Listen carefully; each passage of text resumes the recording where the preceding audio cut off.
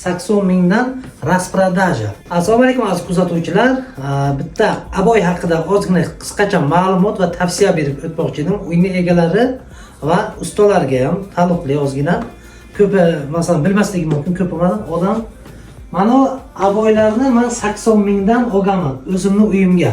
80 mingdan rasprodaja. O'zini tan narxi bu turetskiy aboylar tan narxi 350 ming so'm. Bu rasprodajaga kam qolgani uchun rasprodajaga olganman 80 mingdan. Bu effektini ko'rishlaringiz mumkin. Mana bu. Ba'zilar 120 ming aboyni oladilar rasprodaja aboyku deb, shunaqa effekt qidiradilar undan. Bunaqa effekt ola olmaydi, chunki u narsani o'zini tan narxi 120 ming. Bu rasprodaja skitka emas.